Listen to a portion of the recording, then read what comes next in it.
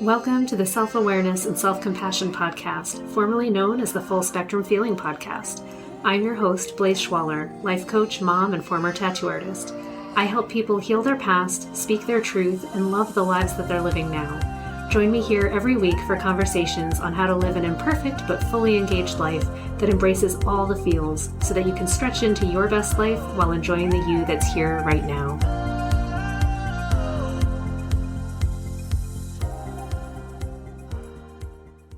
Hey, this is Blaise, and welcome back to Full Spectrum Feeling.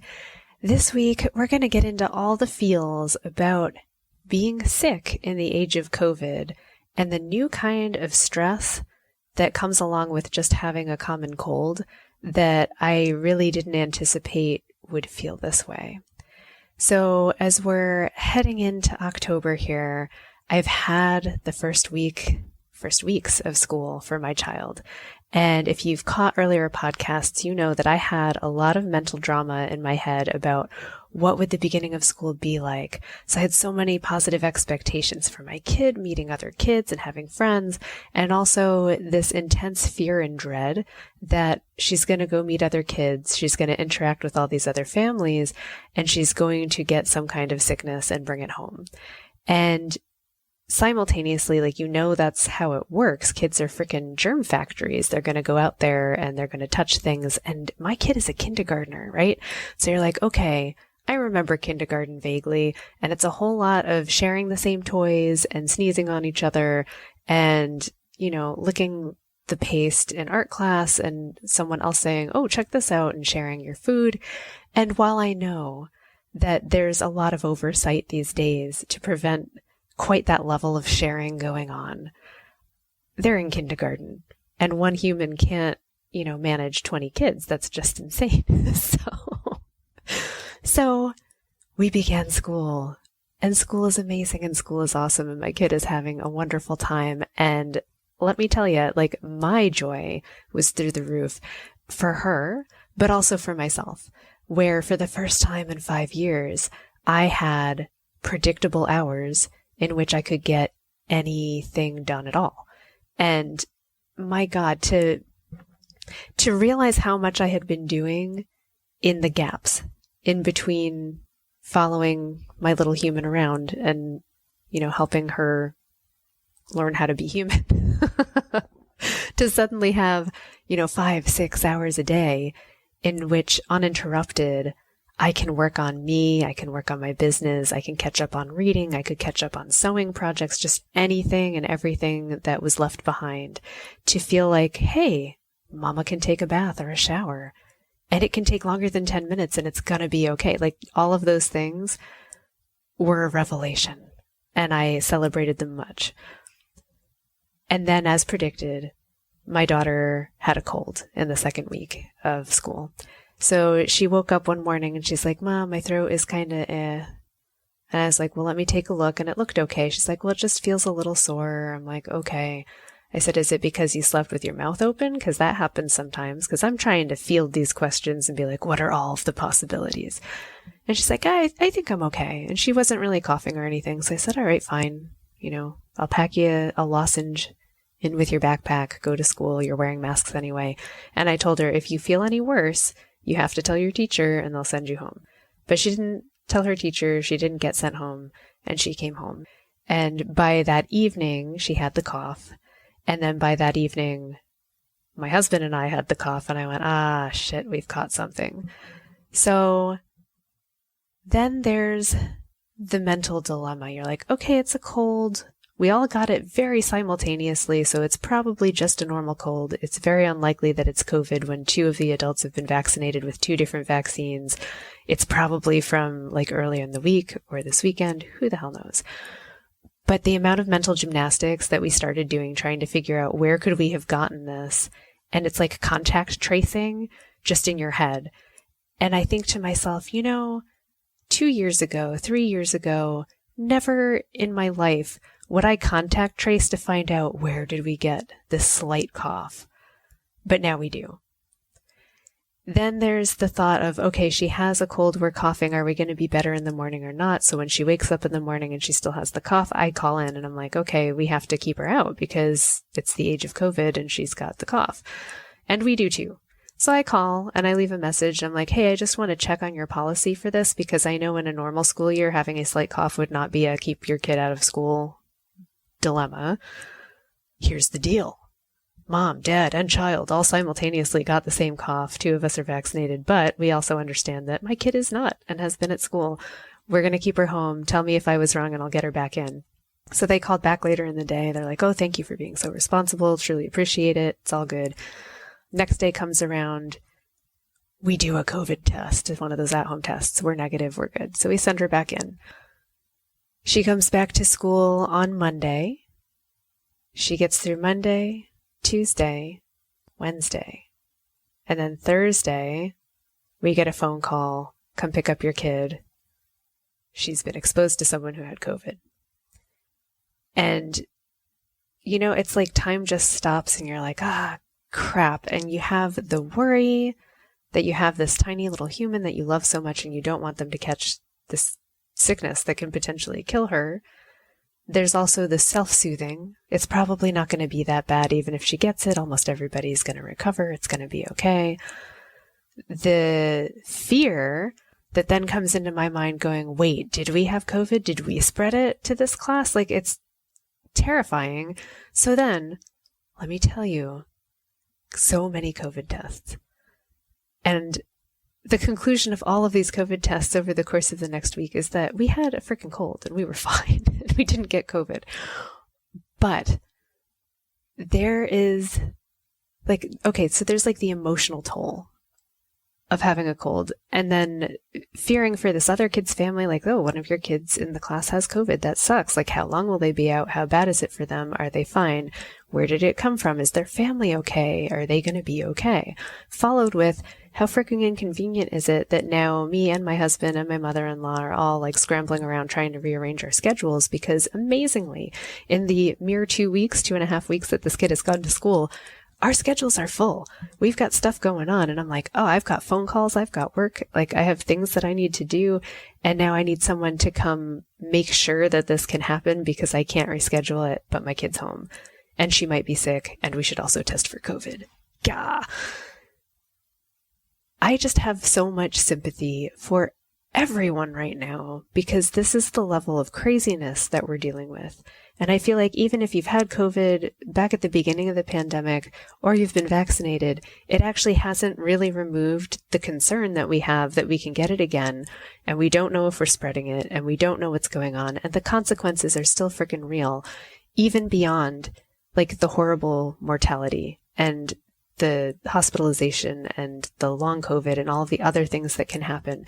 It's also that what do you do? How do you watch your child and be a functional adult with a job right now?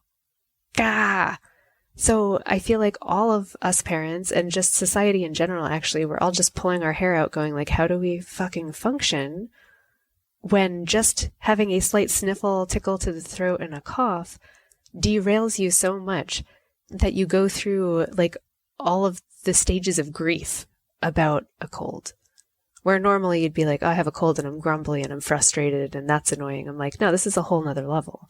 This isn't, I'm going to grumble in my coffee and just suck it up and go to work or say, hey, I need to work from home and have your cough and sniffles, which some of us can do, but not everybody can do. There's I guess now I'm going to be a teacher for the week on top of my job, on top of all the other things that are scheduled, and I'm going to worry about somehow scheduling these COVID tests. Which, let's talk about that too. It's super frustrating that the rapid tests are not readily available everywhere, that you can't even buy your own. So yes, you can go and get tested if you sign up like 3 days in advance, because trying to sign up on these apps for places that are state approved or will take your insurance or whatever, you have to sign up for a time slot and you might be driving an hour and a half away to be able to get there in time to get screened to go back to freaking work tomorrow. This is insanity. It sucks. And I have nothing that I can do about it other than bitch here on this podcast, which is really frustrating. Because what I wish is that it was super easy and everybody just had them delivered to their door. Like, guess what? We live in the age of COVID and we have all these rapid tests. And then I read some article where we had a bunch of tests and the companies were like, oh, well, we're not really getting paid by the government anymore to do these. So they threw them the fuck away. Are you kidding me? So we're lacking all of the testing because somewhere earlier on we declared that we had defeated COVID or we didn't care anymore and the vaccination was going to take care of everything, which it hasn't, right? So now with my one remaining test, I can get sick one more time and test for COVID and my daughter can get sick one more time and that's it. Because otherwise now we're waiting for everything to restock to even be able to buy them. If I'm going to be able to buy them, are they going to be $60 tests, which they might be? Or am I going to just say, okay, great, we're going to get up at the crack of dawn and drive across the entire state to get an appointment? And let me add this. You can't make an appointment for 3 people in the same car. How frustrating. So when I'm going to sign up my husband for his test to go back to work, there's one spot left open in this side of Connecticut for the day before he goes to work, the next day. And I'm thinking, why didn't we sign up for this on Friday when you knew you'd need the test on Sunday to go back? But yeah, this is what we're dealing with. Fine. You can't say there's 3 of us in the car and we'd all like a test. You're like, nope, it's this one person. This is their symptoms. This is the insurance and whatever. Even though we're all on the same insurance, you can't do it. You'd have to sign up for another slot. And 1, they don't exist, and 2, how are you going to get 3 that are just bam, bam, bam in a row to be in the same car? This is stupid. It's seriously stressful and frustrating. How the hell are we functioning as a country? It's craziness. So, just breathe it in, breathe it out. Now that I'm able to breathe, to not cough constantly, to talk, it's nice to vent all of these frustrations. How do you cope when this is the reality that you're in? And to revisit my last week, a lot of it, I'm not going to lie, some of it was being extremely frustrated and not really having an outlet for that frustration. There was nowhere for it to go because you're cooped up in your house. There's nothing you can do about it. And you do have to just cope with your life. I can't just say, oh, well, my kid got exposed, so I guess I'll send him to grandma's house. That's not an option. So I guess I'm rescheduling some things, pausing some things, figuring out what new distraction will work for her for an hour so I can go, make my phone call and work with a client. It's so interesting. And it's amazing that all of this is spurred by something so common. It's called the common cold. You can have a common cold now and freak out. So now I have these thoughts in my head about, oh, now it's flu season too. I keep getting notifications hey, go get your flu shot. And then it's complicated even with that because they're like, oh, well, you can't have had any kind of cough or sniffle or symptom in the last 10 days. And I'm like, oh, well, then I guess I can't even go in to get a flu shot because they're trying to dissuade the spread of COVID. But I know for a fact I did not have COVID. So should I lie? It makes me feel very conflicted because I always want to follow the truth. The truth is, yes, I had a cough. The truth is also that I've been tested 4 times for COVID and I know it is not. I think I should be able to walk in and not worry about spreading COVID. I think I can lie, but yeah, then I have all those slippery slope thoughts, and it's ridiculous, because I think, follow the spirit of it. Don't spread COVID, don't be an asshole, go get your flu shot, if that's what you want to do. So, I should probably schedule that as well, but it feels like, at this point in time, we're just in a mad dash to kind of dodge all of the sicknesses. Being sick seems so much more consequential than it did 2 years ago. And honestly, it has been. We've lost people. We've lost a lot of people. People that we love, people that we care about. Friends have experienced loss. This country and the whole world is experiencing loss on a level that is beyond what I've experienced in my lifetime. It's the story that we all have. And I want to just share with you that you have my complete sympathy and support for whatever you're feeling when you find that you have that tickle in your throat, when you realize that you have the cough and you're like, what the hell should I do? And all of the fear that comes up of, wait, is it me? Where did I get it? That we go through this crazy brain gymnastics of where was I? Who was I with? Who could it have been? To watch like small children, 5-year-old children, contact trace on their own and say who they suspect it was that gave them the sickness. And try to explain to them, like, well, you don't for sure know who it was. They don't tell you when they say that you were exposed. But, I mean, obviously, kids aren't stupid. We have common deduction, like, wait, who was out on Tuesday or who was out on Wednesday? Like, you kind of figure it out. I don't want to... It's weird, right? Like, I don't want to discourage her from using logic and figuring out what happened, but I also want to impart, like, we don't judge people for getting sick. We don't judge people for being human. This shit happens, and we have nothing but compassion for it. Yeah, it's a balancing act. So to all of you out there, like, man, props for however you're handling it, because this shit is hard. And I hope that you're all healthy. And I hope that even if you're angry or frustrated or just downtrodden with all of this bullshit, know that you're not walking alone. And I wish you an easier time of things. And I hope that things in general look up for all of us. And I know that it will.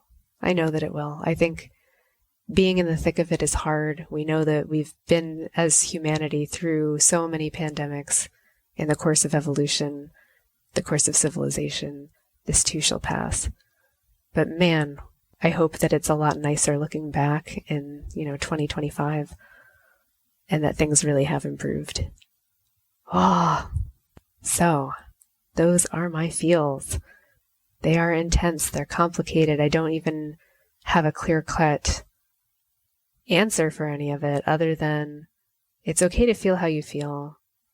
And what I always take to heart is no matter how I feel, no matter if I'm angry, disgusted, frustrated, sad, I'm allowed to feel that. And I attempt to, allow other people to feel how they feel, but try not to spread my shit around. This is how I feel. You don't have to feel the same way as me. My mini attempt at the end to say, I hope I didn't rile you up too much. Oh, here's another thought too. I guess like when we resonate with someone else's anger, when we resonate with their frustration, it's because we already have it. Like we can't pick up what we don't match. So if I riled you up, it was in there. But I hope also that you do find your unique way of letting it out, of letting it go, of shaking it off, and bringing some joy back into your life. So I'm sending you a hug, a smile, some hope from over here, because my kid's back at school. It's going to be okay. And it is. It's going to be okay. We can take whatever comes at us because that's what we do. Have a wonderful week, and I will catch you next time. Thanks so much for joining me. If you enjoyed this podcast, please subscribe and share it with someone you love, and leave us a review. You can learn more and get some self-compassion tips and tricks by visiting coachwithblaze.com, where you can sign up to get my free booklet on overcoming anxiety, overwhelm, exhaustion, and burnout. I'm sending you so much appreciation and love, and I'll see you next time.